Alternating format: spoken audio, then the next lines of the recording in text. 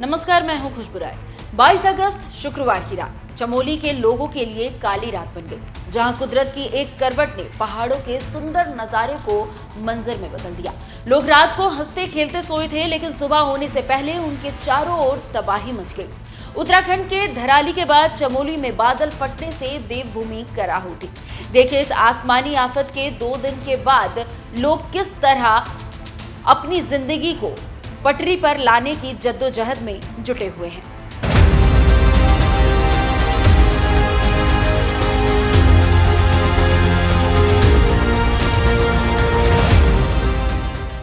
चमोली के थराली में बादल फटने के बाद कई गांव प्रभावित हो गए। आसपास के 15 किलोमीटर के इलाके में भारी तबाही मची। कहीं मकान गिर गए तो कहीं भारी मलबा मकानों में घुस गया, तो कहीं मलबे में दबने से लोगों की मौत तक हो गई। इस सैलाबी सितम से चमोली के लोग दहशत में हैं। इस हादसे में अभी तक 2 लोगों की मौत हो चुकी है, जबकि कई लोग घायल हैं तो कई लापता बताए जा रहे हैं। कुदरत के इस कहर में 40 से ज्यादा दुकानें और 20 से ज्यादा मकान क्षतिग्रस्त हो गए, जिससे 90 से अधिक परिवारों के 400 से ज्यादा लोग प्रभावित हुए हैं। हम भी जानते हैं कि वो रात कैसी कटी हमारे लिए, और हमारे यहाँ पे ताऊ जी नहीं रहे, अभी तक भी उनकी बॉडी नहीं मिल पाई। कैसा माहौल था उस समय जब एकदम से बादल फटा, क्या हुआ था? क्या बताएं सर, हमारे तो होश ही उड़ गई। वहाँ पे भी क्या करें हम।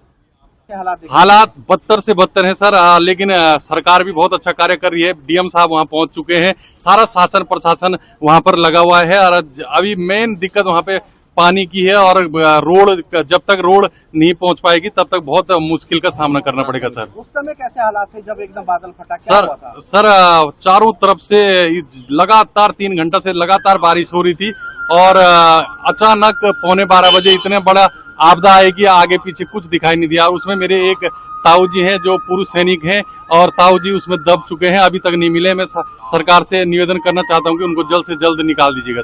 इस मलबे ने थराली, लोअर बाजार, कोटडीप, राड़ी बगड़ और चेपड़ो बाजारों को भारी नुकसान पहुंचाया है। इस आपदा में थराली के एसडीएम पंकज भट्ट का आवाज भी मलबे में दब गया। हालांकि एसडीएम और उनकी टीम समय रहते सुरक्षित ठिकानों में पहुंच गई थी। इस बीच उत्तराखंड के मुख्यमंत्री पुष्कर सिंह धामी थराली पहुंचे और आपदा प्रभावित इलाकों का दौरा किया। साथ ही पीड़ितों से मुलाकात भी की। धामी रिलीफ कैंप भी पहुंचे, जहां उन्होंने लोगों के लिए व्यवस्थाओं का जायजा लिया। इस दौरान एक शख्स सीएम धामी के सामने फूट फूट कर रो पड़ा। धामी ने उसे सांत्वना देते हुए मदद का आश्वासन दिया।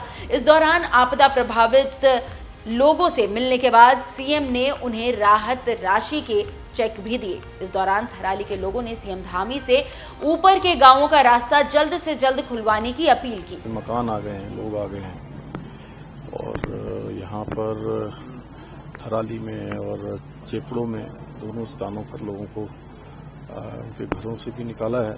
घायलों को अस्पतालों में भर्ती कराया गया है, एम्स भी भेजा गया है। जो जरूरी सहायता है वो सब की जा रही है। हमारा प्रयास है जल्दी से जल्दी पहले सभी व्यवस्थाएं पटरी पर आए, बिजली व्यवस्था है, पानी व्यवस्था है, लेकिन उससे पहले सभी को सुरक्षित स्थानों पर पहुंचाकर जो जरूरी वहां पर रहने के लिए, खाने के लिए, दवाइयों के लिए, छोटे बच्चों के लिए दूध इत्यादि सभी व्यवस्थाएं कर रहे हैं। और हम इस समय में सभी आपदा पीड़ितों के साथ हैं, जो भी प्रभावित हुए हैं। हर संभव उनको मदद पहुंचाना हमारी प्राथमिकता है, और उसके लिए प्रशासन लगातार काम कर रहा है। जिलाधिकारी, अन्य अधिकारी, पुलिस के लोग, एनडीआरएफ के लोग, एसडीआरएफ के लोग प्रातःकाल ही कल यहाँ पहुंच गए थे। जैसी रात को मिला था, मैं भी स्वयं लगातार इनके संपर्क में था, और कल भी पूरे प्रातःकाल से लेकर रात्रि देर तक हम लोगों ने समीक्षा की है, जिससे कि हम अभी सभी जो जरूरत चीजें हैं उन सभी को यहाँ पर कर पाए और लोगों की सहायता। सीएम धामी ने लोगों को आश्वस्त किया कि रास्ता खोलने का काम तेजी से जारी है। यह सुनिश्चित किया जा रहा है कि पूरी सुरक्षा के साथ रास्तों में फिर से संचालन हो सके। डीएम संदीप तिवारी का कहना है कि धीरे धीरे जनजीवन पटरी पर वापस लौट रही है। कई इलाकों में बिजली बहाल की गई है और रास्ते खोलने का काम भी तेजी से जारी है। और काफी घरों में और दुकानों में मलबा आया था, तो उसमें एक लड़की की डेथ हुई है, जिसकी बॉडी को हमने रिट्रीव कर लिया है, और एक पर्सन मिसिंग चल रहे हैं चेपड़ों में, उनकी तलाश जारी है अभी। और बिजली की व्यवस्था बहाल हो गई है, कनेक्टिविटी ठीक है, मोबाइल कनेक्टिविटी। इसके अतिरिक्त हॉस्पिटल में हमारी सारी सुविधाएं उपलब्ध हैं और 4 जो लोगों को डिफिकल्टी हो रही थी इंजरीज के कारण, रिब फ्रैक्चर सस्पेक्टेड था, उनको हेली एम्बुलेंस से एयरलिफ्ट करके ऋषिकेश भेजा गया है। बाकी स्थिति अभी सामान्य है। यदि बारिश नहीं होगी तो जल्द ही कंडीशंस नॉर्मल कर दी जाएंगी। सर, कौन कौन सी टीम्स लगाई गई है राहत कार्य के लिए?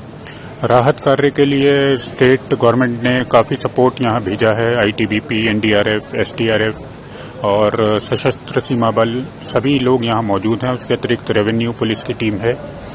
दरअसल 22 अगस्त को शाम से ही चमोली के थराली में जोरदार बारिश शुरू हो गई थी। लगातार बारिश से नदियां पहले से ही उफान पर थी कि देर रात बादल फटने से जल सैलाब के साथ मलबा आ गया। इसके पहले 5 अगस्त को धराली में बादल फटा था, जिसमें 5 लोगों की मौत हुई और 100 से ज्यादा लोग लापता हो गए थे। सीएम धामी तब भी धराली में 3 दिन लगातार दौरा कर प्रभावित जगहों का उन्होंने जायजा लिया था।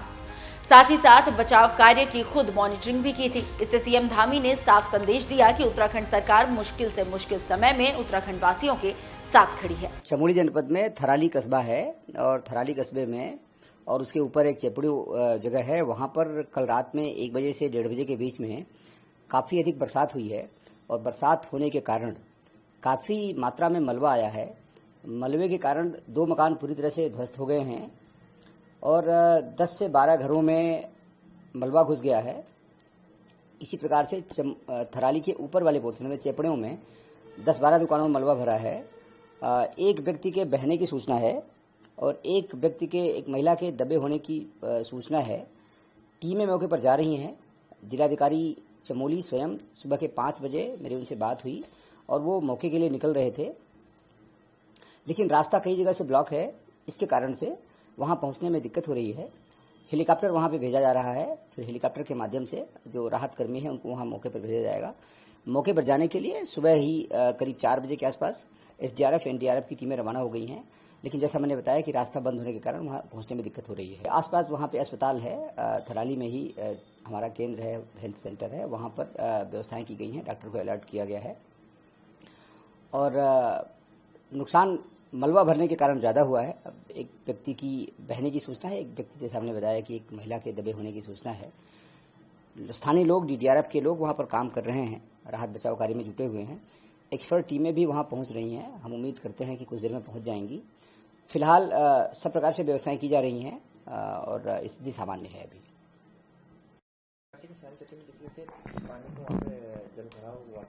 क्या स्थिति है सर अपडेट अब तक पूरा? सयाना चट्टी में कल काफ़ी मात्रा में पानी भर गया था। पुल के ऊपर पानी चल रहा था, तो जिलाधिकारी स्वयं मौके पर थे अपनी टीम के साथ में। उनके साथ में इरिगेशन डिपार्टमेंट और पीडब्ल्यूडी और अन्य विभागों के लोग थे। लगातार कई चरण की बैठकें करते हुए, कई बार प्रयास करने के बाद उनके द्वारा कई बार ब्लास्टिंग की गई जहां मलबा था वहां पर। उसके परिणाम स्वरूप वहां पर 4 फीट मलबा, पानी का लेवल कल कम हो गया था, मलबा काफ़ी हद तक हटाया जा सका था। लेकिन ऊपर से लगातार मलबा आने के कारण दिक्कत हो रही थी। जिस तरह से पानी का बहाव हो रहा था उतनी मात्रा में मलबा आ रहा था। रात में ऊपर के क्षेत्र में बरसात कम हुई और बरसात कम होने के कारण मलबा जो था वो हमने काफ़ी पहले हटा दिया था।